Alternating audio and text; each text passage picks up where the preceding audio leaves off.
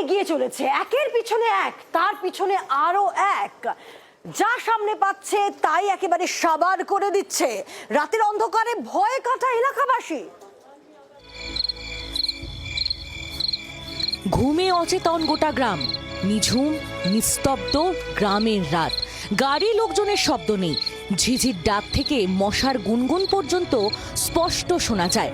এমন pin drop silence রাতে আচমকাই ধূপ ধাপ পায়ের শব্দ, তার সঙ্গে গগন ভেদি চিৎকার।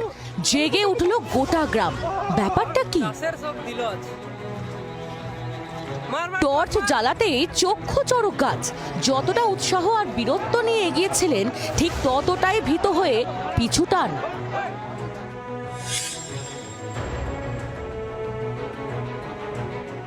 সার দিয়ে এগিয়ে চলেছে হাতির পাল।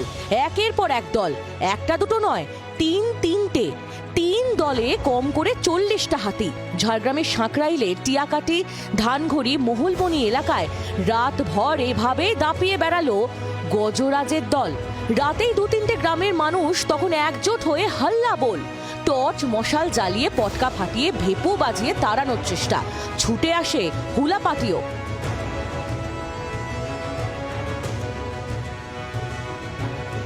কিন্তু কে শোনে কার শব্দ?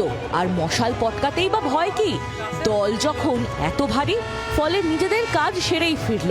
আর সকালে উঠে মাথায় হাত চাষিদের। বিঘের পর বিঘে ধানের জমি তছনছ, সব ধান শুয়ে পড়েছে।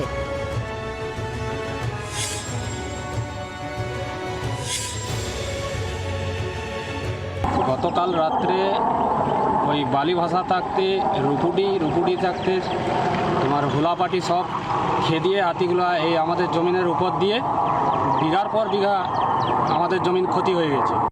জমি ক্ষতি হয়ে গেছে। আমরা তো গরিব মানুষ, ঋণ নিয়ে চাষ করি, কিন্তু গোটা তছনছ করে দিয়েছে।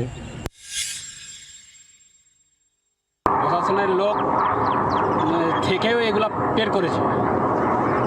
আর এই যে আমি গরিব মানুষ, ঋণ নিয়ে চাষ করেছি, এর ক্ষতিপূরণটা কে দেবে? যেভাবে এগুলো ক্ষতি করেছে, এগুলো তো আর ধান হবে না। এগুলো মানে আমি চাইছি যে ক্ষতিপূরণ কিছু একটা দেয়া যায়। মঙ্গলবারও বাঁকুড়ার গঙ্গাজল ঘাঁটিতে লোকালয়ে চলে আসে 3টি হাতি। দীর্ঘক্ষণ রাস্তায় দাপিয়ে নিজেরাই ফিরে যায়। কিন্তু রাজ্যের জঙ্গলমহলে যেভাবে খাবারের সন্ধানে লোকালয়ে চলে আসছে হাতির দল, তাতে আতঙ্কিত চাষিরা। বন দফতর এবং প্রশাসনের দিকেই তাকিয়ে বিস্তীর্ণ এলাকার চাষিরা। ঝাড়গ্রাম থেকে সৌরভ চৌধুরীর রিপোর্ট, জি24 ঘন্টা। বাংলার আওয়াজ, বাঙালির আবেগ, জি24 ঘন্টা।